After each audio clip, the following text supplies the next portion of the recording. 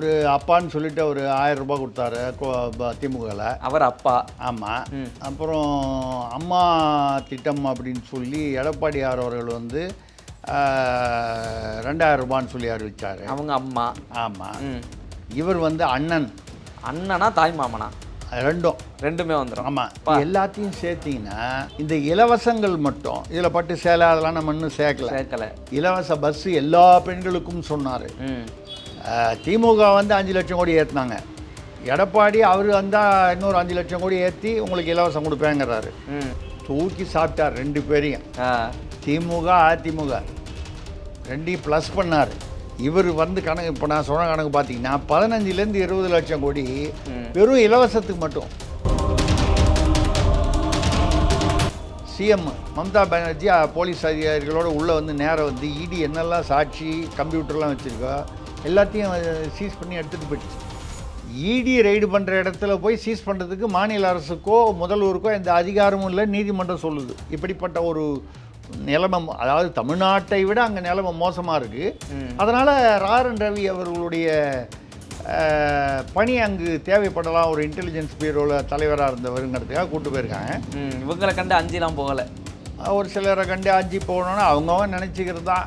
வந்து இது நான் எப்படி நினைக்கிறேன், அவர் ஒரு கால் வந்து பாவங்கள் ஒரு தடவை செய்த பாவத்தை மறுபடியும் செய்யக்கூடாதுன்னு நினச்சி கூட போயிருக்கலாம். அது அவருடைய கருத்தாக இருக்கலாம். இது முதல்வருடைய கருத்து. நம்ம 2 கருத்தையும் மதிக்கிறோம். நம்ம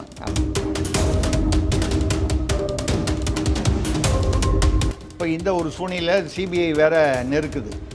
சிபிஐயில் என்ன கேட்குறாங்க, ஆதவர்ஜுனா பேரில் தப்பு, நிர்மல்குமார் பேரில் தப்பு, அருண்ராஜ் மேலே புஷி ஆனந்த் பேரில் தப்புன்னா ஏன் விஜய் மீது தப்பு இல்லையா? அவங்களெல்லாம் எஃப்ஐஆரில் சேர்த்தா இவங்களையே சேர்க்கலை. இப்படி கேள்விகள் வருது. அந்த வகையில் வந்து இவர் அதில் சிக்கிட்டு இருக்காரு. எந்த நேரமும் வந்து அவர் கைது செய்யப்படலாம். A1 சேர்த்தாக கைது செய்யப்படுவதற்கு வாய்ப்பு இருக்கிறது. கைது செய்வார்களா இல்லையா அது அடுத்த விஷயம். சட்ட ரீதியில் அதற்கு இடம் இருக்கிறதா, நான் ஒரு வழக்கறிஞர் என்ற முறையில் சொல்லுகிறேன், இருக்கிறது. இப்போ திடீர்னு ஒரு நேற்றுலேருந்து ஒரு தகவல் ஓடுது. என்னென்னா, விஜய் அவர்கள் தேசிய ஜனநாயக கூட்டணியில் இணைவதற்கான பேச்சுவார்த்தைகள் நடக்கின்றன. அதிமுக தலைமையான கூட்டணி.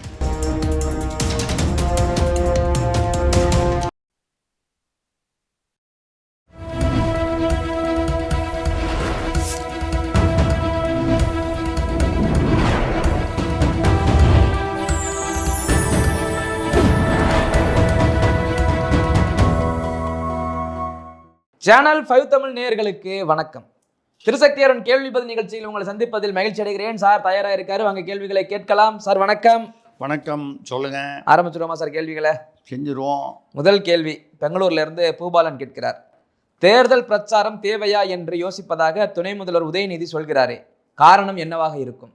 தேர்தல் பிரச்சாரம் தேவையான்னு கேட்குறாரு. ஆமாம், தேர்தல்னாலே பிரச்சாரம் தானேங்க. பிரச்சாரம் இல்லாத ஒரு தேர்தல் உண்டா?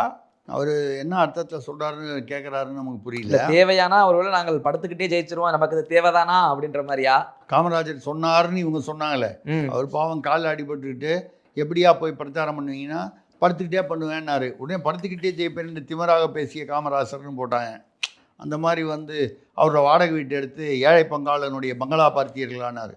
அது செத்து போனதுக்கு அப்புறமும் அது வாடகை வீடாக தான் இருந்து, அதுக்கப்புறம் அதை நினைவு இதுவாக வந்து மண்டபம் மாதிரி அந்த வீட்டை வந்து அரசு வந்து அந்த யார் அந்த வீட்டு ஓனரோ அவர்கிட்ட வாங்கிச்சு. ஆனால் திமுககாரங்க போஸ்ட் அடித்து விட்டது ஏழை பங்காளனின் பங்களாவை பார்த்தீர்களா, அவர் வீட்டு ஃபோட்டோ, திருமலை பிள்ளை. இது வழக்கம். இவர் சொல்கிறது என்னென்னு குழப்பமாக இருக்க. தேர்தலுக்கு பிரச்சாரமே தேவையில்லைங்கிறாரு. ஆமாம், தேவையாது ஆளை கூப்பிட்டுக்கிட்டு போய். எனக்கு என்னென்னா, இவரும் இதே மாதிரி பேசுகிறாரு. அவர் விஜயும் அதே மாதிரி, தவேக தலைவர் விஜயும், நான் 234 தொகுதிகளுக்கு நான் போக வேண்டியதில்லை, நான் போகிறது இல்லை, ஜெயிச்சுட்டு முதல்வர் ஆனதுக்கப்புறம் நான் வந்து கிராமமாக போவேன். ஆக அவரும் பிரச்சாரத்துக்கு போகல, வீடியோவில் மட்டும் பிரச்சாரம் பண்ணால் போதுன்றாரு. அப்போது உதயநிதியும் ஒரே மாதிரி பிரச்சாரம் வேண்டாங்கிறாரு, தேவையில்லைன்றாரு. தவேக தலைவர் விஜயம் 2 பேரையும் ஏதோ போதையில் இருக்காங்களா? ஐயா, நீங்கள் எதாவது தப்பாக எடுத்துக்க போகிறீங்க. நான் சொல்கிறது இந்த போதைன்றது மமதை, அதாவது வெற்றி மமதை. நம்ம எப்படி ஜெயிச்சிருவோம் நம்ம போய் பிரச்சாரம் பண்ணலைன்னா கூட இப்போ உதயநிதி அவர்கள் வந்து நம்ம எவ்வளோ சாதனை பண்ணியிருக்கோம் திமுக ஆட்சியில், அந்த சாதனைகளை வச்சே மக்கள் ஓட்டு போட்டுருவாங்க. இந்த மமதைன்னு சொன்னால், மமதைங்கிறது வந்து சமஸ்கிருத வார்த்தை. அப்புறம் நீங்கள் வட மொழியில் பேசுறீங்க அப்படின்னு சொல்லுவீங்க, தமிழில் சொல்லலையே அப்படி. அதனால் நான் போதைன்னு சொன்னேன். மமதைனாலும் போதைனாலும் ஒரே அர்த்தம் தான். நான் சொல்கிற போதை இந்த என்ன சொல்கிறது, வெற்றி பெற்று விடுவோம் என்ற அந்த என்ன சொல்கிறது நம்பிக்கை. இல்லை பிரச்சாரம் தேவையானா ஒரு ஊராக போயிட்டு பண்ணுறதை காட்டிலும் நமக்கு தான் இப்போ எல்லாமே இதாகி போச்சு. ஆன்லைன்லேயே பேசிடலாம், டிவியில் பேசிடலாம், ஒளிபரப்பாக போகுது. இது எதுக்கு போட்டு ஒரு இடமா போயிட்டு பிரச்சாரம் பண்ணிக்கிட்டுன்ற மாதிரி பேசியிருப்பாரோ. அதை தான் சொல்கிறேன். சாதனை இப்போ நிறைய பண்ணிட்டோம். மக்கள் வந்து நம்ம போய் கேட்காமே இவங்க இவ்வளோ சாதனை பண்ணிட்டாங்க, அதனால் நம்ம ஓட்டு போட்டுருவாங்கன்னு உதயநிதி சொல்கிறாரு. விஜய் வந்து என் முகத்தை வீடியோவில் பார்த்தாலே அந்த இதில் பார்த்தாலே ஓட்டு போட்டுருவாங்கன்னு. ஆக 2 பேருமே ஏதோ ஒரு வெற்றி போதையில் பேசுகிறார்கள். அதாவது வெற்றி கிடைத்து விடும் என்கிற போதையில் பேசுகிறார். மமதை. ஆனால் வெற்றி ஒருத்தருக்கு தான் போகுது. எது வெற்றி ஒருவருக்கு தான் போகணும். 2 பேருமே மமதையில் இருந்தாங்கன்னா இது எப்படி சாத்தியம்? நீங்கள் அதை எப்படி கரெக்டாக சொல்கிறீங்க? நீங்கள் இல்லை வெற்றினாலே ஒரு பழம் இருந்தால் ஒருத்தர் தானே சார் போகும். கரெக்டு. இவங்க 2 பேருக்கு தான் போகணும், வேற 3வது ஒருத்தருக்கு போகலாம் இல்லையா? போகலாம். இல்லை நீங்கள் இந்த 2 பேருக்குள்ள ஒருத்தருக்கு தான் வெற்றி போகணும்னு நீங்களோ நானோ முடிவு பண்ண முடியாது. மக்கள் முடிவு பண்ணுவாங்க கண்டிப்பாக. அப்போது சில சமயம் மமதையில் இருக்கிறது இவங்க 2 பேர் தானே இப்போதைக்கு. அதாவது ஓவர் கான்ஃபிடென்ஸாக வந்து இருக்கிறத மமதைன்னு சொல்லுவோம். அப்படி கூட இருக்கலாம். இல்லை சும்மா இது ஒரு பில்டப்புக்காக சொல்லுவாங்க, நாங்கள் அவ்வளோ சாதனை பண்ணியிருக்கோம் அப்படின்னு அவர் சொல்ல, என் முகத்தை பார்த்தாலே ஜனங்க ஓட்டு போட்டு விடுவாங்க அப்படின்னு அவர் சொல்ல. இதில் வந்து பார்த்தீங்கன்னா மார்ச் 12ஆம் தேதி விஜய், அதாவது தாவேகா, அவர் வந்து பார்த்தீங்கன்னா போராட்டம். இப்போது மார்ச் 12 என்ன போராட்டம்னா, இந்த நெறிமுறைகள் கொண்டாங்களே தமிழக அரசு, உயர்நீதிமன்றம் சொல்லி, அதாவது கட்சிகள்லாம் பொதுக்கூட்டம் நடத்தணும்னா, பரப்புரை நடத்தணும்னா என்னென்ன நெறிமுறைகள், அதை ஏற்கனவே உயர்நீதிமன்றத்தில் வந்து இவன் வந்து எதிர்த்துட்டாங்க. யார்? தாவேகால. உயர்நீதிமன்றம் கேட்டுடுச்சு, ஆமாம் அங்கீகரிக்கப்பட்ட கட்சிகளுக்கு முன்னுரிமை கொடுப்பாங்க, அவங்க வருஷம் வந்து எம்எல்ஏ எம்பி எப்போ தேர்தலெல்லாம் வருதோ அப்போல்லாம் வந்து நிறுத்தி வச்சுருக்காங்க, தேர்தலில் நிறுத்துகிறாங்க, தேர்தல் அரசியலில் ஈடுபடுகிறார்கள். இப்போ அதன் பேரில் தேர்தல் ஆணையம் அங்கீகாரம் கொடுக்கிறது. அப்போ அங்கீகாரம் கொடுக்கப்பட்ட கட்சிகளுக்கு சில முன்னுரிமைகள் கொடுக்கலாம். நீங்கள் வந்து உங்களை வந்து அனுமதிக்கவே மாட்டேன்னு சொல்லலையே. உங்களுக்கென்று விதிமுறைகள் கட்சிகளுக்கு என்ன இருக்கோ, ஏதோ 45 விதிமுறைகள் என்னமோ 51 என்னமோ சொல்கிறாங்க. அந்த விதிமுறைகள் வந்து ஒரு விதிமுறைகள் போட்டால் தவறா? அதாவது உயர்நீதிமன்றமே என்ன பண்ணிச்சு, இவங்க போட்ட இந்த அதாவது நெறிமுறைகள் தள்ளுபடி பண்ணணும்னு போட்ட வழக்கை தள்ளுபடி பண்ணிடுச்சு. இல்லை அட்லீஸ்ட் அதுக்கு எதிராக இந்த கேள்வியை கேட்டுடுச்சு. தள்ளுபடி பண்ண முடியாதுன்னு சொல்லிடுச்சு. அப்போது உயர்நீதிமன்றமே வந்து முடியாதுன்னு சொன்னதுக்கப்புறம், 2வது விதிமுறைகள்னு இதில் நம்ம வந்து திமுக தவறு செய்யும்போது அதையும் விமர்சனம் செய்ய தான் செய்கிறோம். ஆனால் வந்து உயர்நீதிமன்றம் வந்து எங்கே இருக்குது உங்கள் கொள்கை விதிமுறைகள் அப்படின்னு கேட்டுச்சு. திமுக தானாக ஒன்றும் கொண்டு போய் கொடுக்கல. அதுக்கப்புறம் ஒரு கமிட்டி போட்டு அவசரமாக நெறிமுறைகளை பண்ணி கொண்டு போய் கோர்ட்டில் கொடுத்தாங்க. கோர்ட் அதை ஏற்றுக்குச்சு. 15 நாளைக்கு முன்னாலேயே 5000 பேருக்கு மேலே வந்தால் 15 நாளைக்கு முன்னால் அனுமதி, அது 15 நாள் முன்னால் அனுமதி வாங்க முடியலன்னா 5000 பேர் கீழே. ஆனால் தான் பார்த்தீங்கன்னா முன்னால் 2 பரப்புரையிலையும் 4900 பேர்னு போடுவாங்க. ஆமாம். இது வந்து யார் வந்து 4998ன்னு என்ன போகிறாங்க? இப்போ அனுமதி கேட்கும்போது 4900ன்னு கேட்டு 5200 பேர் இருந்தால் 300 பேர் உள்ளே விடாமையாக இருக்காங்க. போன தடவை கூட விஜயோடைய மீட்டிங்கில் பார்த்தீங்கன்னா நிர்வாகிகள் மீட்டிங்னு சொல்லிட்டு நிர்வாகிகள் இல்லாதவர்கள் போலீஸ் ஏற்படுத்திய பாரிகேட்லாம் தள்ளி விட்டு போனாங்க. அப்போ நீங்கள் உயர்நீதிமன்றமே வந்து இந்த நெறிமுறைகள் செல்லும்னு சொன்னதுக்கப்புறம் மார்ச் 12ஆம் தேதி போராட்டம் என்பது, இப்போ திமுக மினி திமுக தான் விஜயுடைய தாவேகா அப்படின்னு நம்ம பல தடவை சொல்லியிருக்கோம். அவங்க இது உச்சநீதிமன்றம் வந்து இதுக்கு மேலே ஒன்றும் பண்ண முடியாதுன்னு தள்ளுபடி பண்ணிடுச்சு, நீட்டு விலக்கு அதை பற்றி. ஆனால் இன்றைக்கி வந்து சட்டமன்றத்தில் ஒரு தீர்மானம் போடுவாங்க, நீட் தேர்வை விளக்கும் ரகசியம் எங்களுக்கு தான் தெரியும்னு சொல்லுவாங்க. நீட் தேர்வை நாங்கள் வாக்குறுதியில் கொடுப்பாங்க. உச்சநீதிமன்றமே இதுக்கு மேலே ஒன்றுமே பண்ண முடியாதுன்னு சொன்னதுக்கப்புறம் நீங்கள் எங்கே போகிறீங்க? அப்போ சும்மா மக்களிடம் வந்து மக்களை ஏமாற்றுவது தான். சரி, திமுக மக்களை ஏமாற்றுகிறது தீய சக்தின்னு யார் சொல்கிறா? விஜய் சொல்கிறார். தீய சக்தி என்ன செய்யுதோ அதையே நீங்கள் செஞ்சுட்டு அவங்கள பார்த்து தீய சக்தின்னு சொல்கிறீங்களே, நீங்கள் தூய சக்தியா? இதுதான். இப்போ கூட ஆதவர்ஜுனா வந்து அப்பப்போ சொல்கிறாரு, ரோடாக தலைவர் விஜய் சென்றாலே மக்களிடையே மாற்றம் ஏற்பட்டு விடுமா. சரி, அது அவர் வந்து ஒரு நடிகர் என்ற முறையில் அவர் மக்களிடையே ஒரு ஈர்ப்பு இருக்கிறது அப்படின்ற அர்த்தத்தில் அவர் சொல்லதாக எடுத்துக்கிட்டா கூட, நமக்கு டென்ஷன்லாம் அப்படி இல்லை. இவர் ரோடாக போனாலும் பின்னால் மோட்டார் சைக்கிளில் வரான், வந்து இவரை ஓவர்டேக் பண்ணணும்னு வந்து, இல்லை பின்னால் வந்து ஒருத்தன் அடிபட்டு ஐசியூவில் தலை அடிபட்டு கிடக்கான், ஒருத்தன் வந்து காலில் அடிபட்டு கிடக்கான். 41 பேர் கரூரில் போனாங்க. ஒருத்தன் வந்து வெயிலில் மயக்கம் போட்டு வந்து செத்து போனான். அப்போ இவர் ரோடாக போனால் இன்னும் என்னெல்லாம் பாதிப்பு வரும்? ஏன்னா அதற்கான முன்னேற்பாடுகள் முதல்ல கரூரில் இருந்ததுக்கு இப்போ வந்து உண்மையை சொல்லப்போனால் தாவேகால வந்து ஓரளவுக்கு அதை இம்ப்ரூவ் பண்ணி கொஞ்சம் கொஞ்சம் அதுக்கான நடவடிக்கைகள் எடுப்பதாக தெரிகிறது. ஆனால் முழுமையாக இன்னும் வந்து ஒரு கட்டமைப்பு ஏற்படுத்தி அதை கொண்டு வரவில்லை. ஏன்னா மறுபடியும் அவர் சொல்கிறாரு, நான் போனால் பின்னால் வண்டியில் வராதிங்கன்றார். கேட்க மாட்டேன்றாங்களே விஜயோடைய ரசிகர்கள். விஜய் சொன்னால் கேட்கல, அப்போ யார் சொன்னால் கேட்பாங்க? இப்போ காவல்துறை வந்து தடுத்து நிறுத்தி ஏதாவது ஒரு தள்ளுமுள்ளி ஏற்பட்டா அப்போ என்ன பண்ணுவாங்க? திமுக காவல்துறை அராஜகம். நம்ம வந்து திமுகவுக்கு சப்போர்ட்டாக பேசுகிறது பல பேருக்கு ஆச்சரியமாக இருக்கும். இன்னும் ஆச்சரியம் ஒன்றும் இல்லை, உள்ளதை உள்ளபடி பேசுவோம். எந்த இடத்துல திமுக சரியோ அதை திமுக சரி என்று சொல்லுவோம், சரியில்லை என்றால் சரியில்லை என்று யாராக இருந்தாலும் சொல்லுவோம். பாஜக உட்பட எந்த கட்சியாக, அதிமுக எந்த கட்சியாக இருந்தாலும், சீமான் கட்சியாக இருந்தாலும், தவறு என்றால் தவறு, சரி என்றால் சரி. அந்த வகையில் நெறிமுறை வந்திருக்கிறது. அதை உயர்நீதிமன்றம் வேறு அப்ரூவ் பண்ணியிருக்கு. அதுக்கு எதிரில் எதுக்கு போராட்டம்? இதில் வந்து பிரச்சாரமே தேவையில்லை. நீங்கள் பிரச்சாரத்துக்கு போனால் ஏதாவது அசம்பாவிதம் நடந்து விடுகிறது என்று பயந்து இப்படி பில்டப் கொடுக்குறாரு விஜய். உதயநிதி அவர்கள் வந்து அவர் ஒரு மெத்தனத்தில் பேசுகிறார், அவ்வளோதான். நாங்கள் சாதனை பண்ணிட்டோம் நிறையா, அதை கேட்டாலே பார்த்தாலே மக்கள் ஓட்டு போட்டு விடுவாங்கன்னு நினப்பு தான் குழப்ப கெடுக்குது. Okay sir. அடுத்ததாக திருவாரூர்லேருந்து சரவணவேல் கேட்கிறார், அதிக கட்சிகளை திமுக கூட்டணியில் சேர்த்ததன் காரணம் விஜய் மீதான பயம் காரணம் அல்ல என்கிறாரே திருமா. ஒரே வரியில் முடிச்சிடலாம். எங்கள் அப்பா குதிரைக்குள்ளே இல்லை சொல்லியாச்சு, முடிஞ்சு. எங்கள் யார் அப்பா? அப்பா யார்? டிவியில் வந்தார் அப்பா, டிவியில் வந்து நான் அப்பா என்று சொல்லி கொண்டார். அந்த அப்பா, எங்கள் அப்பா குதிரைக்குள்ளே இல்லை.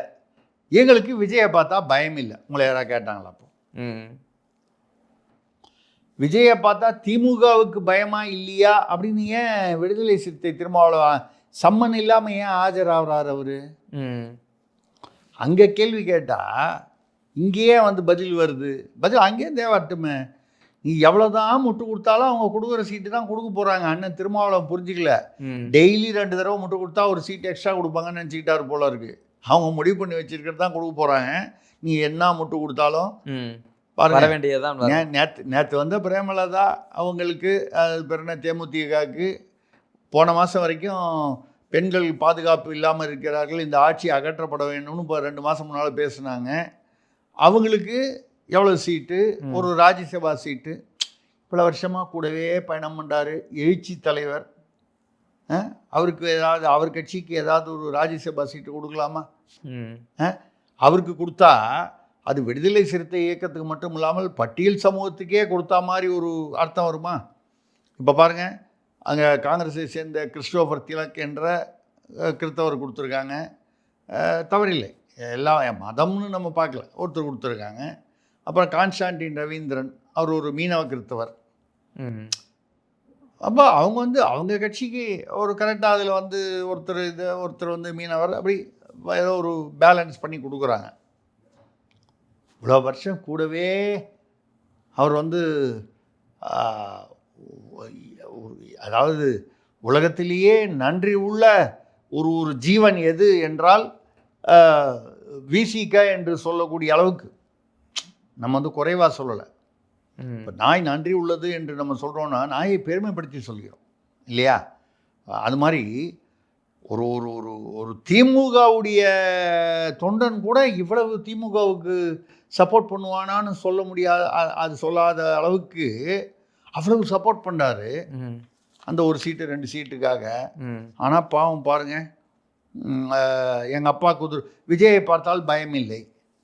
நீங்கள் அதை பற்றி பேசவே வேணாமே, உங்கள் அரசியலை பேசுங்க. பட்டியல் சமூகத்துக்கு 5000 ரூபா கொடுக்குறேன்னு சொல்லி இந்த இப்போ இந்த 2000 ரூபா கோடை காலத்துக்காக தகுதி உள்ள மகளிருக்கு மட்டும் ஏசி போடுறதுக்காக 2000 ரூபா கொடுத்தாங்க பாருங்கள். அப்போது 12,700 சொச்சம் கோடி தாட்கோன்னா இது பட்டியல் சமூகத்துக்காக உள்ள அந்த அமைப்பு, அரசு அமைப்பு, அதுடைய பணம் எடுக்கப்பட்டதாக இதற்கு செலவு பண்ணதாக சொல்லப்படுகிறது. இப்போ இந்த 1.31 கோடி தகுதி உள்ள எல்லாருமே வந்து பட்டியல் சமூகமா? இல்லையே. ஒரு குறிப்பிட்ட அளவு ஏதோ ஒரு இருப்பாங்க, எல்லா சமூகமும் கலந்து தான் இருப்பாங்க. அப்போது கடத்தேங்காயை எடுத்து வழிப்புள்ளையாருக்கு உடைச்சது யார்? திமுக அரசு. அதை கேள்வி கேட்காம வேடிக்கை பார்த்துட்டு இருக்கிறது யார்? அண்ணன் திருமாவளவன். கேள்வி கேட்க வேண்டிய இடத்துலலாம் விட்டுறாரு. பயமாக இருக்குது அவருக்கு.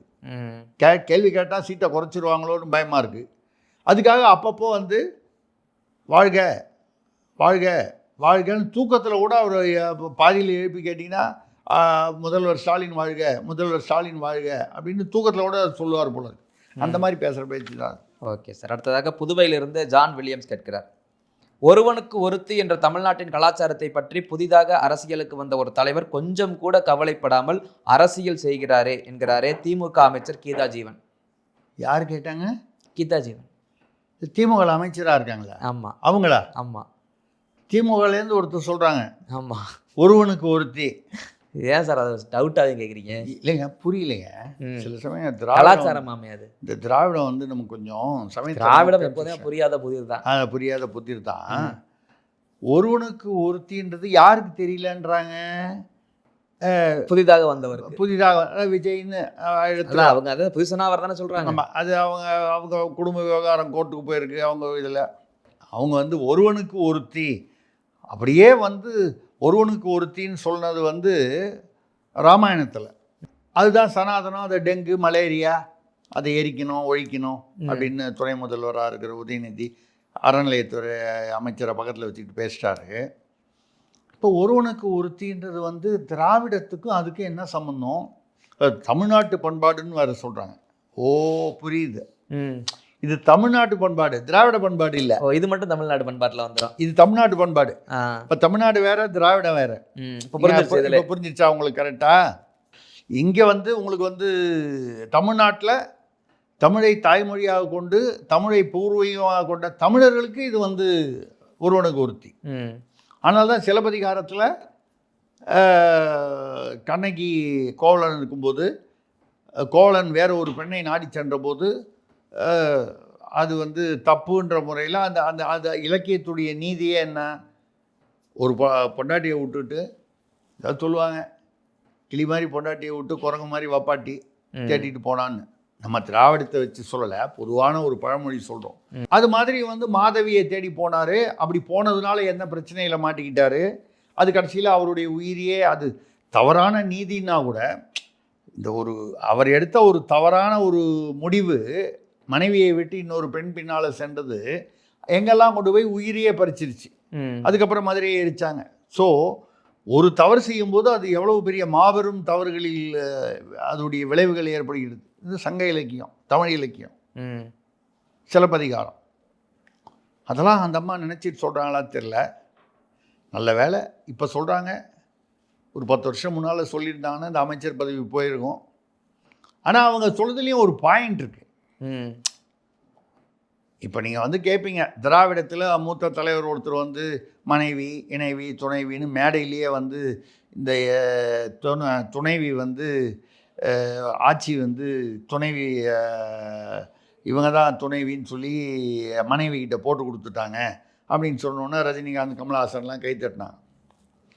அதெல்லாம் நம்ம பார்த்துட்டு இருந்தோம். அப்படி இருக்கும்போது இவங்க கீதா ஜீவன் எப்படி இப்படி பேசுனாங்க அப்படின்னு யோசனை பண்ணும்போது அவங்க டெக்னிக்கலாக பேசியிருக்காங்க.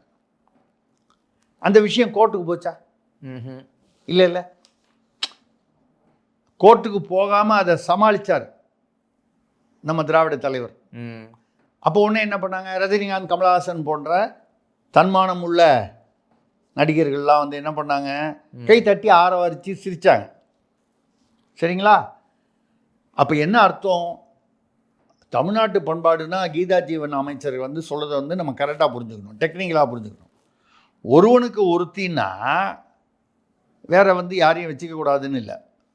நம்ம இவர் கூட ஈவேரா கூட சொல்லியிருக்காரு, ஆம்பளை 3 பொம்பளைங்களை வச்சுக்கிட்டா பொம்பளை கூட 3 ஆம்பளைங்களை வச்சுக்கலாம், அதுதான் வந்து பெண்கள் சுதந்திரம்னு சொல்லியிருக்காரு. அங்கேயே நமக்கு புரிஞ்சு போச்சு. அதாவது திராவிடம்னா என்ன, கற்புனா என்ன, கற்புனா பெண் சுதந்திரம்னா அவங்க என்ன நினைக்கிறாங்கன்றது நமக்கு புரிஞ்சு போச்சு. அப்போ இவங்க என்ன சொல்ல வராங்கன்னா, ஒருவனுக்கு ஒருத்தின்னா பொண்டாட்டி ஒருத்தி தான், நீங்கள் எவ்வளோ வேணாலும் சைட்டில் ஸ்டெப்னி வச்சுக்கலாம் நீங்கள், ஆனால் கோர்ட்டுக்கு போகிற மாதிரி பார்த்துக்கூடாது. மேடையில் 4 பேர் கை தட்டுற மாதிரி அதை கொண்டு போகணுமே தவிர கோர்ட் வரைக்கும் கொண்டு போகக்கூடாது. அப்போது தப்பு தான். அந்த புதிய நடிகர் வந்து செஞ்சது தப்பு தான். அவர் வந்து கலாச்சாரத்திலிருந்து வேறுபட்டு சொல்லியிருக்காங்க. அதை வந்து ஒரு திமுகவை சேர்ந்த ஒரு பெண் அமைச்சர் சொன்னார் பாருங்க, அந்த இடத்துல தான் நமக்கு புல்லரிக்கு. ஓகே. அடுத்ததாக தாம்பரத்திலிருந்து மைக்கேல் ராஜ் கேட்கிறார், திருப்பூரில் ராவணபுரம் ஊராட்சியில் அதிமுக எம்எல்ஏ நிதியில் டிசம்பர் 2024 போடப்பட்ட கான்கிரீட் ரோட்டை கணக்கில் காட்டாமல் பொள்ளாச்சி திமுக எம்பி ஈஸ்வரசாமி தலைமையில் 3.85 லட்சத்திற்கு ரோடு போட ஒன்றிய நிதி ஒதுக்கப்பட்டுள்ளதாமே. அதாவது டிசம்பர் 2024 அதிமுக எம்எல்ஏ அவருக்கு அதை தொகுதி நிதி ஒதுக்குவாங்க, 5 லட்சம் என்னமோ ஒதுக்குவாங்கன்னு நினைக்கிறேன் ஒரு தொகுதிக்கு எம்எல்ஏக்கு. அதில் வந்து அவர் கான்கிரீட்டு ரோடு போட்டு முடிச்சாச்சு, ரோடு இருக்கு. இப்போது இவங்க வந்து ஒரு திட்டம் போட்டு 3.85 லட்சம் ஒதுக்குறாங்க. இது யார் ஒதுக்குறாங்க? திமுக ஊராட்சி ஒதுக்குது. அது அதிமுக அந்த உள்ளூரில் எம்எல்ஏ அவர், அதனால் அவர் எம்எல்ஏ நிதியில் பண்ணிட்டாரு. திமுக ஊராட்சி ஒதுக்குது. எந்த ரோடுக்கு? ஏற்கனவே கான்கிரீட் போட்ட ரோடுக்கு. அதுக்கு மேலே வந்து இவங்க தார் ரோடு போடுறதுக்கு 3.85 லட்சம் போடுறாங்க. அப்போ கொஞ்ச நாள் பொறுத்து என்ன பண்ணுவாங்க, ஒரு பில்லை வாங்கி போட்டாச்சு, மேலே கான்கிரீட்டே போட்டாச்சுன்னு சொல்லுவாங்களா, தார் போட்டாச்சுன்னு சொல்லுவாங்களா, ஏதோ ஒன்று பில்லை காமிச்சு யார் வந்து இதுவும் அதுவும் ஒன்று தானான்னு பார்க்க போகிறேன். கணக்கு வேற, இது வேற. கணக்கில் பிணக்கு, சட்டை ஒரு சட்டை, பில்லு 2 பில்லு. ஆமாம், அந்த மாதிரி. இது வந்து ஒன்றும் புதுசு இல்லை. இது எந்த ஊர் சொல்கிறார் அவர்? இது வந்து திருப்பூர் ராவணாபுரம். எங்கள் வீட்டுக்கிட்ட இந்த மத்திய கைலாஷ் நம்ம ஏற்கனவே பேசணும்.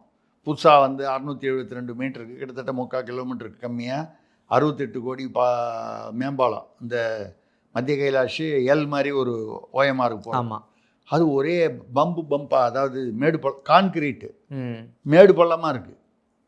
போட்டு 2 நாள் முதல்வர் வந்து அப்போ தான் 10 நாள் முன்னால் திறந்து வச்சார். அதுக்கப்புறமும் நான் அந்த பாலத்திலேயே என்ன பண்ணேன், நான் கூட பேசினேன், ஒரு ஏரி குச்சி போகுதுன்னு. சரி, நமக்கு தான் அப்படி ஏதோ நம்ம வண்டியில் ஏதோ காற்றுக்கு கம்மியாக இருக்குது அப்படி நம்ம என்ன பொதுவாக நினைப்போம். பார்த்தா மறுநாளைக்கு டைம்ஸ் ஆஃப் இந்தியாவில் 1/4 பேஜ் ஆர்டிகிள், பம்பி ரோட் இன் மத்திய கைலாஷ் 68 கோடி ரூபா வேஸ்ட் பண்ணாங்க. M90ன்ற ஒரு குவாலிட்டி அந்த கான்கிரீட் யூஸ் பண்ணாமல் M70 M50 தாண்டி M40ன்ற மட்டமான ஒரு கான்கிரீட் யூஸ் பண்ணதுனால இந்த பிரச்சனைன்னு கான்ட்ராக்டர்கள் வேறு யாரோ சொல்லி அதை பேட்டி கண்டு போட்டிருக்காங்க. இப்போ என்ன பண்ணாங்க, டைம்ஸ் ஆஃப் இந்தியாவில் வந்துருச்சு இல்லையா, உள்ளூர் மீடியா வந்தால் நம்ம சரி பண்ணிடலாம், ஆர்எஸ்பி பண்ணிடலாம். ஆனால் டைம்ஸ் ஆஃப் இந்தியாவை பண்ணுறது கஷ்டம், ஆல் இண்டியா லெவலில் இருக்குது. உடனே என்ன பண்ணாங்க, எங்கேயா கேள்விப்பட்டிருக்கீங்களா, கான்கிரீட் ரோடு போட்டுட்டு அதுக்கு மேலே தார் ரோடு, அதுக்கு மேலேயே இப்போ போட்டிருக்கேங்க. கான்கிரீட் ரோடில் நீங்கள் வந்து அட்லீஸ்ட் அந்த மேடு பள்ளம் இருக்குது பாருங்கள், அதை சரி பண்ணி சமானம் பண்ணிவிட்டு அதுக்கப்புறம் தார் போட்டால் கூட ஒரு அர்த்தம் இருக்குது. அப்படியே போட்டாச்சு, அது மேலேயே போட்டால் அப்போ அந்த மேடு பள்ளம் வர இடம் அப்படி தான் இருக்கும். அந்த தாரில் வந்து உங்களுக்கு மழை பெய்யும், வெயில் அடிக்குது, தார் உருகும், இல்லை மழையில் அடிச்சுட்டு போவோம். அதுவும் தாரில் என்ன கலக்கிறாங்கன்னு கான்கிரீட் சிமெண்ட்டிலேயே வந்து மட்டமானதை கலக்கும்போது தாரில் என்ன கலப்பாங்க? அப்போ கொஞ்ச நாள் கழிச்சு அதே போல அதே மேடு இருக்கும். மெட்ராஸில் மத்திய கைலாஷ் அடையாறு முக்கியமான பகுதி. இங்கேயே தைரியமாக இப்படி பண்ணும்போது திருப்பூரில் பண்ணது இங்கே ஒரு திருப்பூர் பக்கத்தில் ஒரு கிராமமோ அந்த ஏரியாவில் பண்ணுறது ஆச்சரியம் இல்லை. கான்கிரீட்டுக்கு மேலே தார் போடுவோம், தாருக்கு மேலே கான்கிரீட் போடுவோம். தார் போட்டால் வந்து அப்படியே வந்து கையில் அள்ளுற மாதிரி அள்ளி கையில் எடுத்துகிட்டு போகிற மாதிரி தார் இருக்கும். இதெல்லாம் வந்து போடுவோம். இதெல்லாம் நீங்கள் பார்க்கக்கூடாது. மொத்தம் நிதி எவ்வளோ ஒதுக்கணும், எவ்வளோ செலவு கணக்கு காமிச்சோம். அவ்வளோதான். இல்லை, லைட்டாக எனக்கு கொஞ்சம் அசிடிட்டி இருக்குது, அதனால் சொல்கிறேன். எவ்வளவு ஏப்பம் என்பது மட்டும்தான் நீங்கள் பார்க்கணும், அவ்வளோதான். ஸோ மத்திய கைலாஷில் நடக்கும்போது திருப்பூரில் நடப்பது ஆச்சரியம் இல்லை. ஓகே. ஆனால் வைத்தறிச்சல் என்னென்னா அதிமுக எம்எல்ஏ போட்டான் பாருங்க, அது மேலேயே இவன் வந்து போடக்கூட இல்லை, போட்ட மாதிரி. Okay sir. அடுத்ததாக இப்போ நீங்கள் போய் என்ன கேட்கணும்? இந்த வடிவேலு வந்து கிணத்தை காணுன்ற மாதிரி திமுக போட்ட ரோடு எங்கே காணும் அப்படின்னு யாராவது கம்ப்ளைண்ட் கொடுக்கும். அதுதான் இது அப்படின்னு அவங்க சொல்லுவாங்க. அடுத்ததாக திருச்சியிலிருந்து மதனகோபால் கேட்கிறார், ராமநாதபுரத்தில் 300 கோடி ரூபாய் மதிப்புள்ள மெட்ஸ் ஹெராயின் போதைப் பொருட்கள் கைப்பற்றப்பட்டுள்ளனவே. இல்லை, ஒரு வேனில் வச்சு மினி வேனில் யாரோ 2 பேர் பிடிச்சிருக்காங்க. இப்போ தான் ஞாபகம் வருது, அது எதுக்கு பிடிச்சாங்கன்னா, அந்த மினி வேனில் ராமநாதபுரத்துக்கு எதுக்கு போகுதுன்னா இலங்கைக்கு படகுல அனுப்புறதுக்கா. ஏன்னா அங்கே ஈழத்தமிழர்கள் கொஞ்சம் பேர் இவங்க வந்து ஏற்பாடு பண்ணி யூபி அரசாங்கத்தோடு சேர்ந்து ஒரு 1.25 லட்சம் பேரை போட்டு தள்ளிட்டாங்கல்ல ராஜபக்சே பீரியடில், மஹிந்த ராஜபக்சே பீரியடில். அது போக மிச்சம் கொஞ்சம் பேர் ஏதோ இந்த வரைக்கும் இருக்கான் பாருங்க நிம்மதியாக. அவனை இருக்க விடலாமா? யாம் பெற்ற இன்பம் பெருகை வையகமே, தொப்புள் கொடி உறவு. தமிழ்நாடு ஃபுல்லாக வந்து கஞ்சா, மெட்ஸு, ஹீரோயினும் போதையில் இருக்கும்போது ஈழத்தமிழர்களும் வந்து போதையில் இருக்க வேண்டாமா? தமிழர்கள் எங்கே இருந்தாலும் நம்ம ஒன்றா தானே பாவிக்கணும். அவர்கள் ஈழத்தில் இருக்கிறார்கள் என்பதால் அவர்களை விட்டு விடுவதா அப்படின்னு இங்கிருந்து போகுது. 300 கிலோ எவ்வளோ பாரு? ஆமாம், 300 கோடி. 300 கோடி ஒர்த்து. அதுக்கப்புறம் பார்த்தீங்கன்னா எங்கேயோ வந்து 22.5 கோடி ரூபாய்க்கு வந்து மத்திய போதைப்பிரிவு, போதைப்பொருள் தடுப்பு பிரிவு வந்து சொல்லியிருக்கு, கடந்த 2 மாதங்களில் 22.5 கோடிக்கு நாங்கள் தமிழ்நாட்டில் பிடிச்சிருக்கோம். இது தனி. இந்த 300 கோடி பிடிச்சது கியூ பிரிவு, இது தனி. அது மத்திய நார்கோட்டிக்ஸ் பீரோ, இது கியூ பிரிவு, மாநில அரசுன்னு நினைக்கிறேன். ஆனால் இந்த மா சுப்பிரமணியன் ஒரு மாண்புமிகு இருக்கார்ல, அவரை கண்டா சொல்லுங்கள், நான் அவரை பார்க்க விரும்புகிறேன்னு சொல்லுங்கள். கொஞ்ச நாள் முன்னால் அவர் பாட்டில் வந்து தமிழ்நாடு 0 போதை மாநிலமாக இருக்கிறதுன்னாரு. 300 கோடி பிடிச்சிருக்காங்க. 22.5 கோடி பிடிச்சிருக்கான்னு சொல்கிறாங்க. 22.5 கோடி மத்திய நார்கோட்டிக்ஸ் பீரோ பிடிச்சதுன்னு போட்டோன்னா கூட ஒன்றிய அரசு, மோடி, அமித்ஷாவும் சேர்ந்து அவங்க தான் வந்து ஒழிச்சு வச்சுட்டாங்கன்னு சொல்லலாம். இங்கே கியூ பிரிவு பிடிச்சிருக்க மாநிலத்தில், அதுவும் இலங்கைக்கு போகிறதுக்காக ராமேஸ்வரத்தில் வச்சு பிடிச்சிருக்க.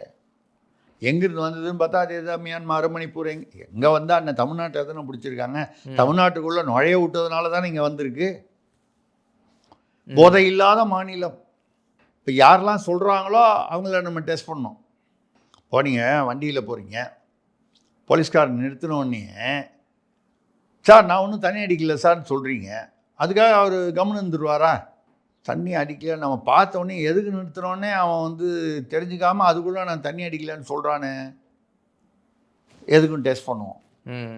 நிறுத்தினது வந்து சிக்னலுக்காக நிறுத்தியிருக்கலாம், ஓவர் ஸ்பீடுக்காக நிறுத்தியிருக்கலாம், இல்லை டிராஃபிக்காக நிறுத்தியிருக்கலாம். அப்போது போதை இல்லாத மாநிலம்னு யார் சொல்கிறாங்களோ அவங்களெல்லாம் டெஸ்ட் பண்ணணும். டெஸ்ட் பண்ணணும்னா அவங்கள பர்சனலாக சொல்லலை, அந்த மாநிலங்களை இந்த மாதிரிலாம் நடக்குதே ஐயா, இதுக்கு என்ன பதில் சொல்கிறீங்கன்னு அவங்கள டெஸ்ட் பண்ணணும் நம்ம. Okay sir. அடுத்ததாக மயிலாடுதுறையிலிருந்து மைதீன் கான் கேட்கிறார், திமுக அதிமுகவை தொடர்ந்து தாவேக தலைவர் விஜயும் மகளிருக்காக இலவச திட்டங்களை அள்ளி விட்டிருக்கிறாரு, இதற்கெல்லாம் பணம் எங்கிருந்து வரும்? ஆமாம், இவர் 1000 ரூபா கொடுக்குறேன், இவங்க கொடுக்குறாங்க. அவர் அதிமுகலேருந்து 2000 ரூபா கொடுப்பேன்னாரு இலவசம். இவர் 2500, யார்? விஜய். அதுக்கப்புறம் வந்து இதே மாதிரி அதிமுகலேயே வரிசையாக ஒரு 5-6 ஸ்கீம் கொடுத்தாங்க. இவர் வந்து அவர் வந்து திமுகவில் அப்பா, அவர் அப்பா வேஷம் போட்டிருக்காரு. சார் நம்ம கேள்வி பதில் நிகழ்ச்சி பிடிக்காம யார் பண்ண சதியோ கரண்ட் இல்லை நம்ம ஓப்பனில் வச்சு பண்ணுற மாதிரி இருக்குது, அப்படியே கன்னியூ பண்ணிடுவோம் அடுத்த கேள்வி வச்சு. பரவாயில்ல, இது இப்போ தான் நம்ம பேசணும். ஆ இப்போ புரியுதுங்களா உங்களுக்கு? ம் துணை முதல்வர் வந்து பிரச்சாரமே தேவையில்லைன்னு சொன்னார். ம் அதனுடைய உள்ள அர்த்தம் இப்போ புரிய வச்சுட்டாரு பாருங்க உள்ள அர்த்தத்தை. இப்போ நீங்கள் வந்து ரூமில் லைட்டெல்லாம் போட்டுக்கிட்டு பிரச்சாரமே அதெல்லாம் வேண்டியதில்லை. ம் சூரியனுக்கு எதிரில் ஆ சூரியனை சாட்சியாக வச்சுக்கிட்டு வெளிச்சத்தில் ஓப்பனில் உங்களையும் என்னையும் உட்கார வச்சாரு பார்த்தீங்களா? இப்போ சூரியன் இருக்கும்போது பிரச்சாரம் எதுக்கு? டெய்லி தான் நம்ம காலையில் சூரியன் பார்க்குறோம், சாயந்தரம் பார்க்குறோமே, சாயந்தரம் வரைக்கும். அப்போ பிரச்சாரமே தேவையில்லை. இதைத்தான் அவர் சொல்லியிருக்காரு. நீங்கள் நானும் புரிஞ்சுக்காமல் போயிட்டோம், பவர் கட் பண்ணி நம்மளை புரிய வச்சுட்டாங்க. நம்ம கேள்விக்கு போயிடுவோம். Okay sir. அவர் அப்பான்னு சொல்லிட்டு அவர் 1000 ரூபாய் கொடுத்தாரு திமுகவில். அவர் அப்பா. ஆமாம். அப்புறம் அம்மா திட்டம் அப்படின்னு சொல்லி எடப்பாடியார் அவர்கள் வந்து 2000 ரூபான்னு சொல்லி அறிவிச்சார். அவங்க அம்மா. ஆமாம். இவர் வந்து அண்ணன். அண்ணனா தாய் மாமனா? ரெண்டுமே வந்துடும். ஆமாம். ஏன்னா தங்கச்சிகளுக்கு அண்ணன், அப்புறம் சீர் கொடுக்கும்போது தாய் மாமன், தங்கச்சி பிள்ளைகளுக்கு தாய் மாமன். ஆமாம். அப்படி அண்ணனாகவும் இருப்பார், தாய் மாமனாகவும் இருப்பார். அந்த மாதிரி வருவார். இப்போது எத்தனையோ படத்தில் நடிகர் விஜய் டபுள் ரோல் வரலையா? ஆமாம், அது மாதிரி இதுலேயும் டபுள் ரோல். ஒரு நடிகர்னா டபுள் ரோல் வரலாம்ல. அதனால் அண்ணன் தாய் மாமன் 2 ரோல்லையும் வராரு. 2500, 1000, 2000, 2500.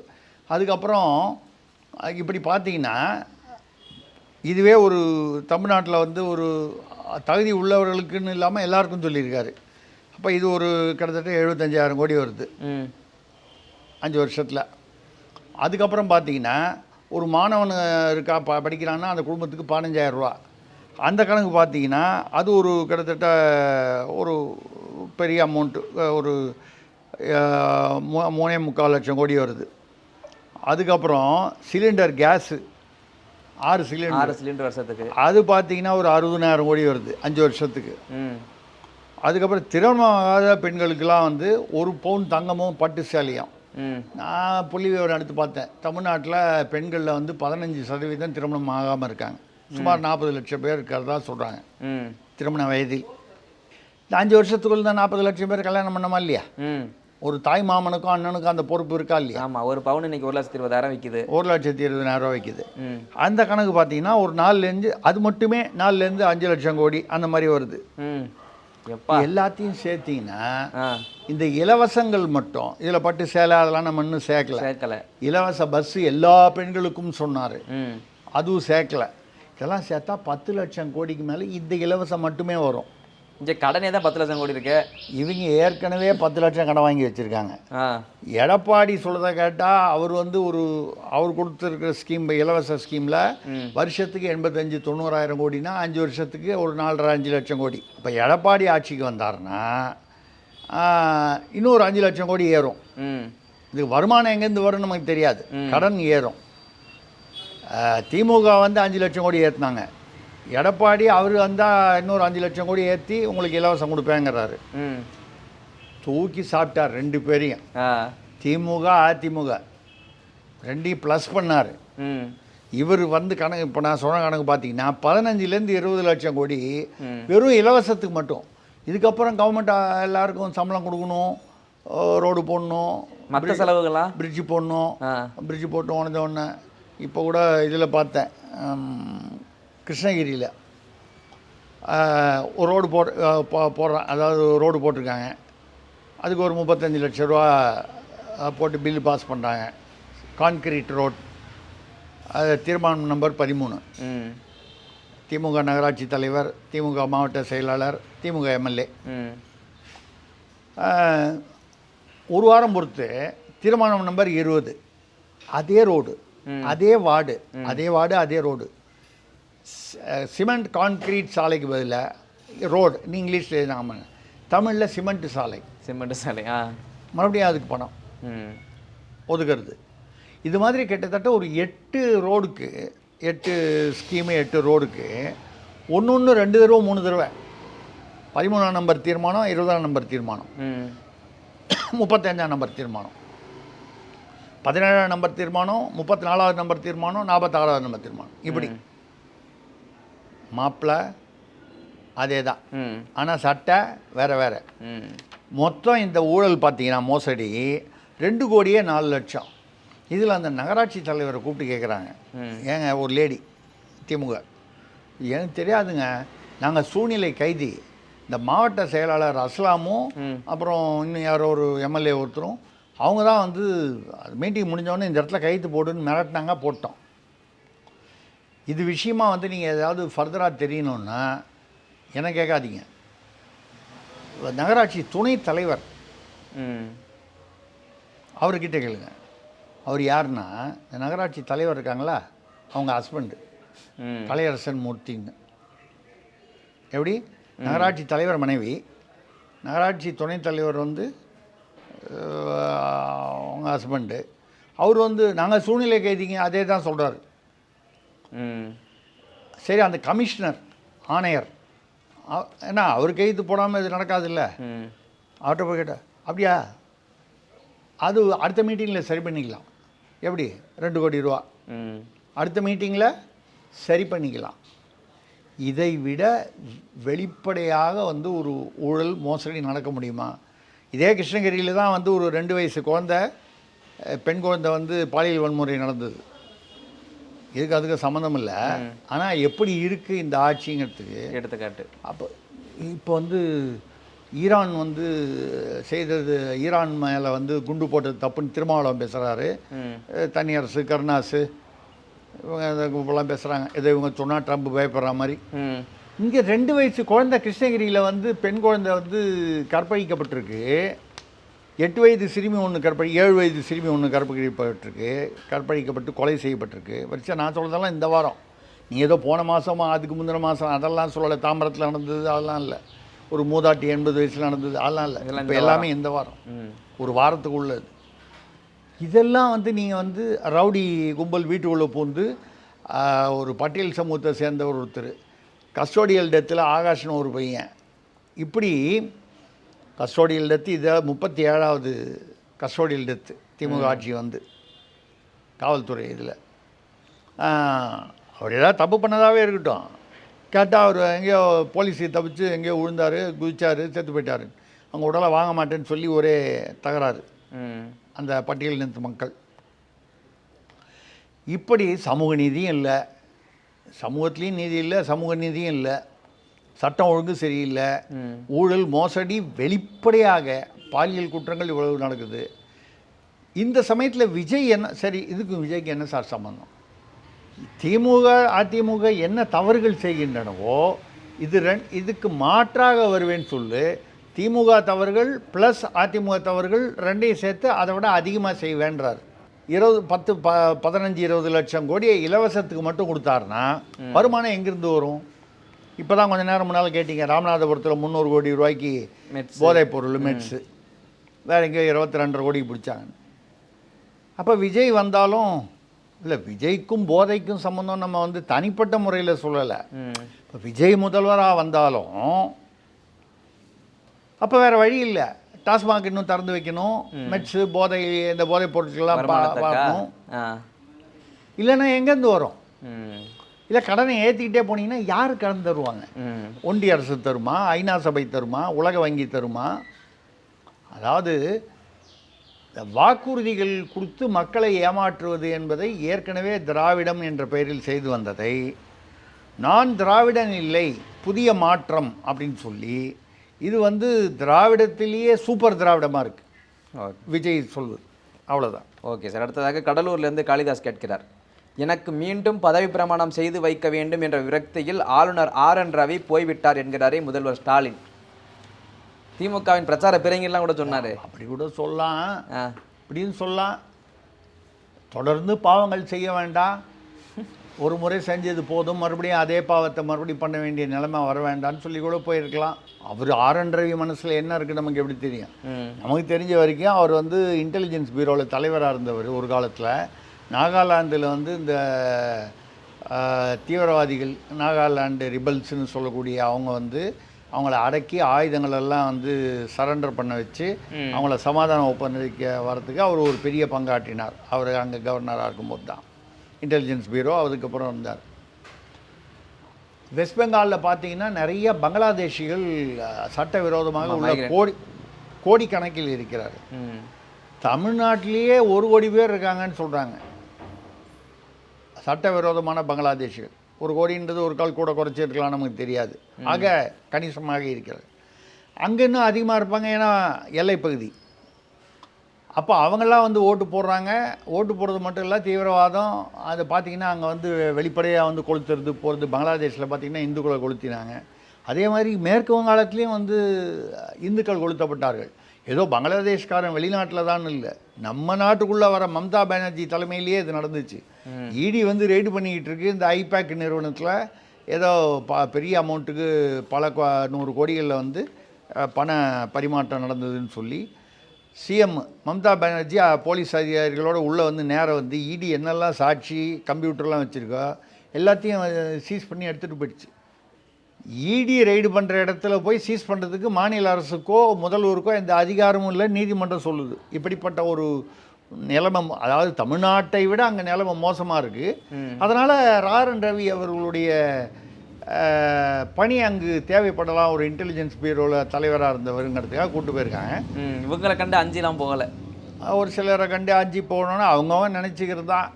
வந்து இது நான் எப்படி நினைக்கிறேன், அவர் ஒரு கால் வந்து பாவங்கள் ஒரு தடவை செய்த பாவத்தை மறுபடியும் செய்யக்கூடாதுன்னு நினச்சி கூட போயிருக்கலாம். அது அவருடைய கருத்தாக இருக்கலாம், இது முதல்வருடைய கருத்து. நம்ம 2 கருத்தையும் மதிக்கிறோம் நம்ம. அவ்வளோதான். Okay sir. அடுத்ததாக மதுரையிலிருந்து வடிவேல் ராஜன் கேட்கிறார், உங்கள் வேலையை மட்டும் பாருங்கள் மிஸ்டர் ட்ரம்ப் என்று ட்ரம்ப்புக்கு கமல் கடிதம் எழுதி உள்ளாரே. நல்லா வேணுங்க அந்த ட்ரம்ப்புக்கு. உலகத்தில் எத்தனையோ நாடுகள் வந்து அமெரிக்காவில் உள்ள எதிர்கட்சிகள் உட்பட அமெரிக்க உச்சநீதியும் கூட ட்ரம்ப்பை கண்ட்ரோல் எப்படி பண்ணுறதுன்னு தெரியாமல் முழிக்கிறாங்க. சட்ட ரீதியாகவும் வந்து அதால் கேட்க மாட்டேன்றான், ஒரு தார்மீக ரீதியாகவும் கேட்க மாட்டேன்றான், அந்த ஆள் அரசியல் ரீதியாகவும் கேட்க மாட்டேன்றான், வியாபார ரீதியாகவும் இன்றைக்கி 10%, நாளைக்கு 15%, திடீர்னு 500, அப்புறம் 200. அந்த ஆள் பேசுகிறத பார்த்தா அவரை நம்ம கீழ்ப்பாக்கத்துக்கு தான் கூட்டு வரணும் போல இருக்குது. அப்போ கீழ்ப்பாக்கத்தை சரிபடுவதற்கு அதற்கு தகுந்த ஒரு வைத்தியம் தானே தேவைப்படும். ஆமாம். அண்ணன் கமலஹாசன் வந்து உலகநாயகம் வந்து இங்கே எங்கள் நாட்டுக்குள்ளே இன்டர்ஃபியர் பண்ணாதீங்க அப்படின்னு ஒரு கடிதம் எழுதியிருக்காரு. அநேகமாக அவர் தமிழில் எழுதியிருப்பார் என்று எதிர்பார்க்கிறேன் ட்ரம்ப்புக்கு. ஏன்னா இங்கிலீஷில் வந்தால் கூட ஓரளவுக்கு புரிஞ்சிடும். உலகநாயகன் தமிழில் எழுதினார்னா நீங்கள் ஒரு தமிழ் இலக்கியவாதி இலக்கணவாதிகிட்ட கொடுத்தா கூட அது ரொம்ப கஷ்டம். அதை மொழிபெயர்க்கிறது கஷ்டம். இந்த தமிழ் டு தமிழ் அந்த காலத்தில் நாங்கள்லாம் படிக்கும்போது டெக்ஸ்ட் புக்கு படிக்க முடியலன்னு சொல்லிட்டு கோனார் உரைன்னு ஒன்று இருக்கும், அது படித்தா ஈஸியாக கொஞ்சம் பாஸ் பண்ணிடலாம். ஆமாம், அது மாதிரி இப்போ அதெல்லாம் வேலைக்கே ஆகாது. கமலஹாசனுடைய உரையை அதுக்கு என்ன அர்த்தம்னு கமலஹாசனை கேட்டாலே புரியாது. அப்போ ட்ரம்ப்புக்கு நல்லா வேணுமா இல்லையா? கண்டிப்பாக. இதை விட ஒரு சிறந்த தண்டனை ட்ரம்ப்புக்கு கிடைக்க முடியாது. Okay sir. அடுத்ததாக விருகம்பாக்கத்திலிருந்து ராஜசேகர் கேட்கிறார், சுவாமிமலை கோவிலில் புதிய மின்தூக்கி வேலை செய்யாததால் லிஃப்ட் ஆப்ரேட்டரை முதுகில் அறைந்துள்ளாரே அமைச்சர் சேகர் பாபு. அந்த வீடியோ பார்த்தேன். அந்த லிஃப்ட்டு மூடும்போது ஒரு கால் அதை அடிச்சுட்டு போகிறணுமோ அதில் அவருக்கு நமக்கு சரியாக தெரியல. அதாவது புதிய மின்தூக்கி 2 மின்தூக்கிகள் சுவாமிமலை எங்கள் ஊர், அது மொத்தம் 60 படி தான் மொத்தமே. அதுக்கு இன்ஃபேக்ட் அது உடம்பு முடியாதவங்க, மாற்றுத்திறனாளிகள், வயதானவர்களுக்கெல்லாம் அது 60 படியே கஷ்டம், 60 80 அந்த படிகளே கஷ்டமாக இருக்கும். மற்றவங்க சாதாரண உடல்நிலையில் இருப்பவர்கள் ஒரு 10-15 நிமிஷத்தில் ஏறிடலாம். 20 பேர் போகக்கூடிய இந்த பெரிய சர்வீஸ் லிஃப்ட்டுன்னு சொல்லுவாங்க, இந்த ஆஸ்பத்திரிலாம் இருக்குங்க, அந்த மாதிரி 20 பேர் போகக்கூடியது 3.55 கோடி ரூபா செலவில் போட்டிருக்காங்க. முதல்ல 20 பேர் போகக்கூடிய 2 லிஃப்ட்டுக்கு 3.55 கோடி ரூபா ஆகாது அப்படின்னு பலர் வந்து சமூக வலைதளத்தில் பண்ணியிருக்காங்க. நானும் வந்து என்னுடைய வீட்லேயே முன்னால் இப்போ அந்த வீடு விற்றுட்டேன். அந்த பங்களாவில் வந்து 2 ஏன் விற்றுட்டேன்னு கேட்குறீங்களா? நேர்மையாக பத்திரிகை நடத்தினால அதனால் விற்றுட்டேன். ஆமாம், அது நிறைய பேர் வந்து என்னோடய பத்திரிகையிலேயே வேலை பார்த்தவங்களாம் வந்து நல்லா வேலை பார்த்து உழைச்சி அவங்க வந்து பங்களா வாங்கிட்டாங்க. நான் விற்று பத்திரிகை நடத்தினேன், அவங்க வந்து வேலை பார்த்து சம்பளம் வாங்கி பங்களா வாங்கிட்டாங்க. அது சரி, அது ரைட்டு. அதுக்கப்புறம் அவங்கள நான் அனுப்பிச்சி விட்டேன்னு வைங்க. எதுக்காக சொல்கிறேன்னா, அவ்வளோ ஆகுமான்றது ஒரு கேள்விக்குறி. அது தனி, அது ஊழல் மேட்ரு. இந்த மின்தூக்கி வந்து அந்த சமயத்தில் வந்து அதாவது தொடக்கி வைக்கிறார் மக்கள் பயனுக்காக. அவரும் கோவி செழியன் வந்து திருவிடமருதூர் உள்ளூர் அமைச்சர். சேகர்பாபு அறநிலையத்துறை.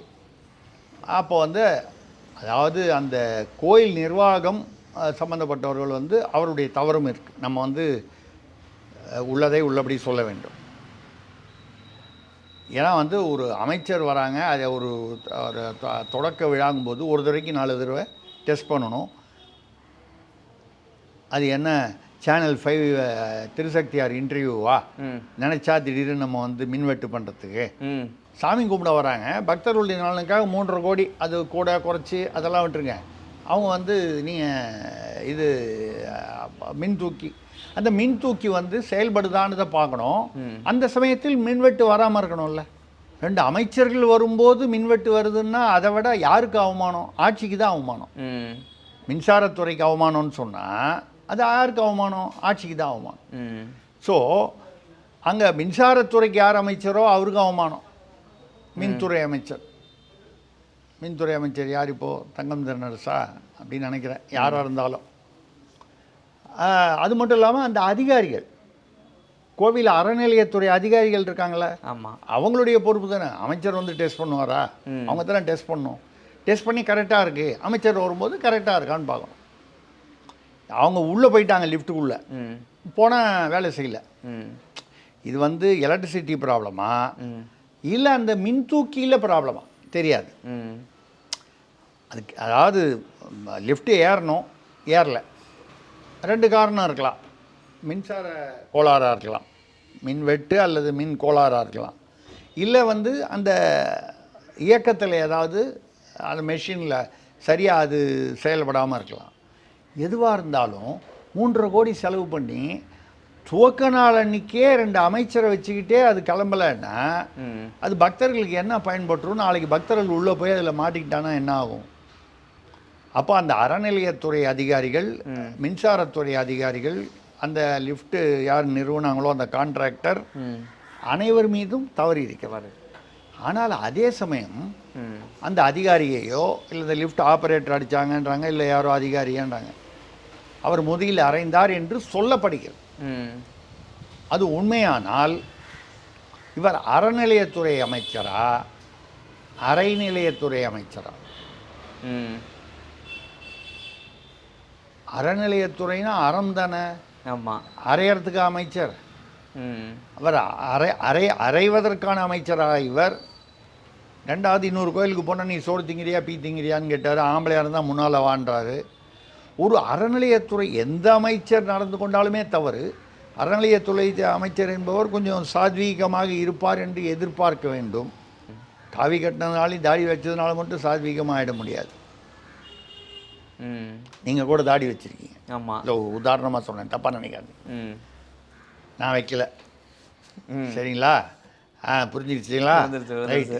அப்போது இல்லை, எதுக்கு சொல்கிறேன்னா, ஒரு அறநிலையத்துறை அமைச்சர் என்பவர் ஒரு சாத்வீகமாக, மற்றவர்களை விட இன்னும் கொஞ்சம் சாத்வீகமாக இருக்கணும். அப்போ தான் பொருத்தமாக இருக்கும் இல்லையா? அந்த வகையில் எங்கே போனாலும் ஒரு அடாவடித்தனமாக, ஒரு காலத்தில் அவர் வட சென்னையில் அப்படி இருந்தார் தாதான்லாம் சொல்கிறாங்க. அது இருக்கட்டுங்க. இன்றைக்கி அறநிலையத்துறை அமைச்சர் துறைக்கேற்றார் போல். நீங்கள் போட்ட வேஷத்துக்கு ஏற்ற மாதிரி நடிக்கணுமா இல்லையா? இல்லையா? ஒரு வேஷம் போட்டாச்சு, அதுக்கேற்ற மாதிரி நடித்து தானே ஆகணும். அவர் முதுகில் அறைவது என்ன ஒரு அமைச்சராக இருந்தாலும், அவர் எம்எல்ஏவாக இருந்தாலும் அவருக்கு என்ன அதிகாரம் இருக்கிறது? அவர்கள் மீது நடவடிக்கை எடுங்கள். கான்ட்ராக்டர் மேலேயோ மின்துறையோ இல்லை அறநிலையத்துறை நிர்வாகத்தின் மீதோ அந்த அதிகாரிகள் மீதோ நடவடிக்கை எடுங்கள். அது தவறில்லை. அறைவதற்கு சரி. இப்போ லிஃப்ட்டு சரியாக போகலை, மூமெண்ட் ஆகலை, சரியாக இயங்கவில்லை. லிஃப்ட் ஆப்ரேட்டராக அந்த நிர்வாகி அல்லது அந்த சம்மந்தப்பட்டவரை அறைகிறீர்கள். ஆட்சி சரியாக மூவ் ஆகலை, இயங்கலை, அதெல்லாம் கேட்கக்கூடாது சார்.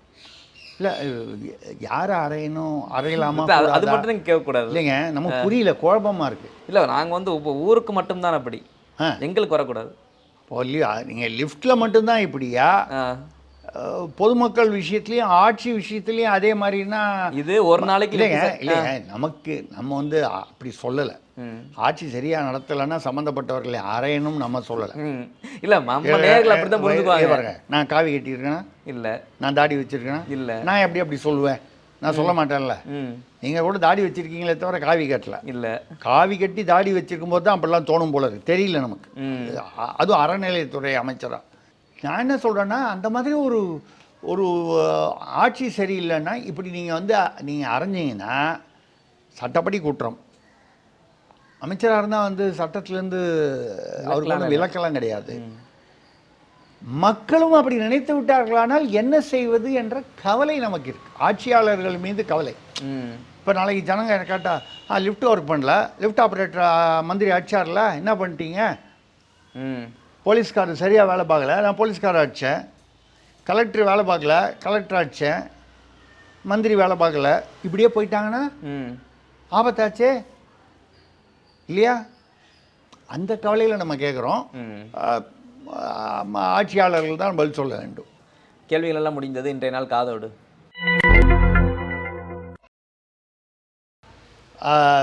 இப்போ திடீர்னு ஒரு நேற்றுலேருந்து ஒரு தகவல் ஓடுது. என்னென்னா, விஜய் அவர்கள் தேசிய ஜனநாயக கூட்டணியில் இணைவதற்கான பேச்சுவார்த்தைகள் நடக்கின்றன. அதிமுக தலைமையான கூட்டணியில் இவ்வளோ நாள் வந்து தனியாக தான் இருப்பேன், தனியாக வருவேன் இல்லை அணியாக வருவேன்னாரு. பாக்கி எல்லாரும் வருவாங்கன்னு வாசகத்தை திறந்து வச்சுருந்தாரு, ஜன்னல் கதவை திறந்து வச்சுருந்தாரு. யாரும் வரல. தேமுதிக கூட திமுக பக்கம் போயிடுச்சு. பாக்கி சின்ன சின்ன கட்சிகள்லாம் கூட நிறைய திமுக பக்கம் போயிடுச்சு. 1-2 அதிமுக பக்கம் போச்சு. ஆக இவர் பக்கம் யாரும் வரல. பண்டுட்டியார் மட்டும்தான் புதுசாக கட்சி ஆரம்பிச்சிருக்காரு. அவர் இந்த தேர்தலில் இவருக்கு வந்து பெரிய ஆதரவாக இருக்க முடியாது. ஏன்னா அடுத்த 5 வருஷத்தில் வந்து அவருக்கு 88 வயசாச்சு. அப்போது 93 வயசாகும். அதுக்குள்ளே வந்து அவருக்கு யாராவது தொண்டர்கள் இருக்காங்களான்னு அவர் தேடி கண்டுபிடிச்சி அதுக்கப்புறம் தானே ஆதரவு தர முடியும். அதுக்கு ஒரு 5 வருஷம் ஆகும். நல்லபடியாக இருந்து அவர் 93 வயசில் இவருக்கு ஆதரவு கொடுக்கட்டும், கூட்டணி கூட வைக்கலாம், அது பார்க்கட்டும். பட் இப்போ நம்ம சொல்கிறது, இன்றைக்கி வந்து இவருக்கு வந்து வேறு யாரும் ஆதரவுனா கூட்டணி அளவுக்கு இல்லை. இப்போ இந்த ஒரு சூழ்நிலை சிபிஐ வேறு நெருக்குது. சிபிஐயில் என்ன கேட்குறாங்க, ஆதவர்ஜுனா பேரில் தப்பு, நிர்மல்குமார் பேரில் தப்பு, அருண்ராஜ் மேலே புஷி ஆனந்த் பேரில் தப்புன்னா ஏன் விஜய் மீது தப்பு இல்லையா? அவங்களெல்லாம் எஃப்ஐஆரில் சேர்த்தா இவங்களையே சேர்க்கலை. இப்படி கேள்விகள் வருது. அவர்கள் வந்து நிர்வாகம் கவனக்குறைவுன்னா அதே கவனக்குறைவு. இது வந்து எப்படி வரும்னா, இந்தியன் பீனல் கோட், இப்போ அது பிஎன்எஸ்ன்னு மாறிடுச்சு. அதில் வந்து culpable homicide not amounting to murder 304 நினைக்கிறேன். ஐபிசி 304 பழசு. இப்போ பிஎன்எஸ்சில் நம்பர் மாறி இருக்கும். கொலை அல்லாத ஆனால் மரணத்திற்கான காரணமாக இருப்பது, இதுவும் ஒரு குற்றம். கல்பபிள் ஹோமிசைடு அதில் வரும். இது அப்படி வரும்பொழுது விஜய் அவர்களும் வந்து முதல் குற்றவாளியாக வருவார். ஏன்னா அவரை பார்க்கறதுக்காக தான் வந்திருக்காங்க. இத்தனை மணி நேரம் லேட்டாக வந்தார், அதற்கான கட்டமைப்பு நிர்வாகம் பண்ணல, பல நிபந்தனைகள் காவல்துறை சொல்லுது, தமிழ்நாடு அரசின் காவல்துறை பல நிபந்தனைகளை மீறி இருக்கிறார் அவருடைய கட்சின்னு. இப்போ கட்சின்னா கட்சியோட தலைவர். இப்போ நம்ம ஆட்சி சரியில்லைன்னு நம்ம என்ன சொல்கிறோம்? முதல்வர் ஸ்டாலினை விமர்சனம் செய்கிறோம். ஆமாம். அதிமுக கூட்டணியில் குழப்பம் சரியாக டீல் பண்ணலான்னா எடப்பாடி அவர்களை சொல்கிறோம் இல்லையா? தேசிய அளவில் ஒரு பிரச்சனை அது வந்து சரியாக இல்லைன்னா மோடி அவர்கள் பிரதமரை சொல்கிறோம். அவன் சொல்கிறது தலைவர் ஒரு இடத்துலையும். அங்கே காங்கிரஸ் இல்லைன்னா அங்கே யார் தலைவர்னே தெரில. யாரோ ராகுல் காந்திங்கிறாங்க, யாரோ பிரியங்கா காந்திங்கிறாங்க, யாரோ கார்கேங்கிறாங்க. சரி, யாரோ ஒரு தலைவரை சொல்கிறோம். ஆக ஒரு தார்மீக பொறுப்பு என்பது கண்டிப்பாக தலைவருக்கு உண்டு. சட்ட ரீதியாகவும் உண்டு, தார்மீக ரீதியாகவும் உண்டு. அந்த வகையில் வந்து இவர் அதில் சிக்கிட்டு இருக்காரு. எந்த நேரமும் வந்து அவர் கைது செய்யப்படலாம். A1 சேர்த்தாக கைது செய்யப்படுவதற்கு வாய்ப்பு இருக்கிறது. கைது செய்வார்களா இல்லையா அது அடுத்த விஷயம். சட்ட ரீதியில் அதற்கு இடம் இருக்கிறதா? நான் ஒரு வழக்கறிஞர் என்ற முறையில் சொல்லுகிறேன், இருக்கிறது. அது வேணுமா வேணாமா அப்படிங்கிறது காவல்துறை, அந்த இப்போ இடி விசாரிக்குதுன்னா, எந்த துறை சிபிஐ விசாரிக்குதுன்னா சிபிஐயுடைய விசாரணை அதிகாரிகள் என்ன நினைக்கிறார்கள் அப்படிங்கிறத பொறுத்து. இப்போ இந்த சூழ்நிலையில் இவர் வந்து ஒரு காதோடு நமக்கு கிடைத்தது என்னென்னா, இவர் வீட்டு பக்கத்து வீட்டில் ஒரு விஷ்ணு ரெட்டின்னு ஒருத்தர் இருக்கார், பனையூரில் பெரிய தொழிலதிபர். இவருக்கு நெருங்கிய நண்பர். ஏன்னா இப்போ அங்கே அவங்க நிர்வாகிகளை வச்சு ஏதாவது பேசலான்னு பார்த்தா நம்ம ஏற்கனவே பேசுகிற நவக்கிரகம் மாதிரி ஆதவர்ஜுனா ஒரு பக்கம், நிர்மல்குமார் ஒரு பக்கம், அருண்ராஜ் ஒரு பக்கம், ஜான் ஆரோக்கியசாமி ஒரு பக்கம், புஷி ஆனந்த் ஒரு பக்கம். புஷி ஆனந்த் வந்து கோச்சிக்கிட்டு இதுவே வந்து அதாவது நான் இனிமேல் இதுக்கே வரல, பிரச்சாரத்துக்கே வரலன்னு சொல்லிட்டு கோச்சிட்டு போயிட்டார். இப்போது லேட்டஸ்ட்டாக வந்து என்ன சொல்கிறாங்கன்னா, அவரை வந்து அவருடைய லிஸ்ட்டையே தூக்கி ஜான் ஆரோக்கியசாமி வந்து கடப்பில் போட்டார், ஏன்னா அவர் ஏதோ வசூல் பண்ணிட்டு போட்டார்னு ஒரு குற்றம் சொல்கிறார். உண்மையாக இல்லையா நமக்கு தெரியாது. இந்த பிரச்சனையினால் விஜய்கிட்ட போனோன்னே விஜயும் வந்து புஷி ஆனந்தை அவ்வளவாக இப்பொழுது சட்டை செய்வதில்லை, அவருடைய ஆலோசனையை கேட்பதில்லை. அப்படிங்கும்போது புஷி ஆனந்த் கட்சியிலிருந்து விலகலாமா, அரசியலிலிருந்து விலகலாமா, இல்லை அந்த விஜய் மக்கள் இயக்கம்னு ஒன்று இருந்தது ஆரம்பத்தில், அதில் தானே அவர் தலைமை நிர்வாகியாக இருந்தார். அதை வைத்துக்கொண்டு விஜய் நிற்கும் இடத்தில் எதிராக சுயேட்சையாக, விஜய்க்கு எதிராக இல்லை, விஜய் தான் தலைவர், அவர் ஃபோட்டோவை வச்சுக்கிட்டு. இப்போ திமுகவும் அண்ணாதுரை ஃபோட்டோ வச்சுருக்காங்க. ஆமாம். அதிமுகலையும் அண்ணாதுரை ஃபோட்டோ வச்சுருக்காங்க. விஜய் வந்து Annadurai photo, MGR photo, Jayalalithaa photo சொல்லிட்டு கருணாநிதியை ரோல் மாடலுங்கிறாரு. அஞ்சலி அம்மாள் ஃபோட்டோ, காமராஜர், அம்பேத்கர், பெரியார், வேலு நாச்சியார் இல்லையா? அது மாதிரி விஜய் படத்தை அவர் வச்சுப்பார். அண்ணாதுரை படம் பொதுவாக இருக்கலாம் மாதிரி விஜய் படம் பொதுவாக இருக்கலாம்ல.